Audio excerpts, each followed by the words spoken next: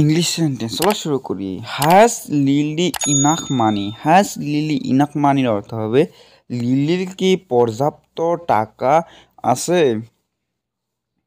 Is the mango not sweet. Is the mango not সুইটের অর্থ হবে আমটি কি মিষ্টি নয়। Is Rona not a liar. এর অর্থ হবে রানা কি মিথ্যাবাদী নয়। রানা কি মিথ্যাবাদী নয়। Are you not a foolish. Are you not a ফুলিশের অর্থ হবে তুমি কি বোকা নও। Does not Ram drink tea. Does not Ram drink টির অর্থ হবে রাম কি চা পান করে না। Does not Anu help you. Doesn't Anu help ইউর অর্থ হবে অনু কি তোমাকে সাহায্য করে না। Have you a bird. Have you a বার্ডের অর্থ হবে তোমার কি একটি পাখি আছে। তোমার কি একটি পাখি আছে।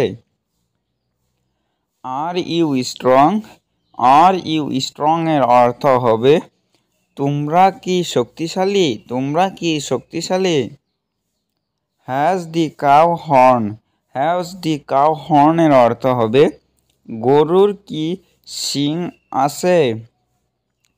Do you help me. Do you help মির অর্থ হবে তুমি কি তাকে সাহায্য করো।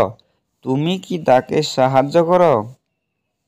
Do the birds fly in the sky. Do the birds fly in the sky অর্থ হবে পাখি কি আকাশে উড়ে। Do you know his name. Do you know his নেমের অর্থ হবে তুমি কি তার নাম জানো। তুমি কি তার নাম জানো। Does he eat rice. Does he eat রাইসের অর্থ হবে সে কি ভাত খায়।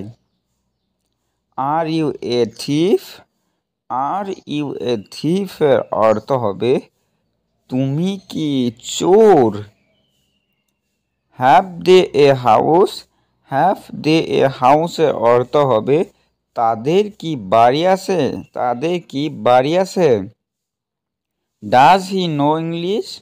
ডাজ হি নো ইংলিশের অর্থ হবে সে কি ইংরেজি জানে। Is he a doctor.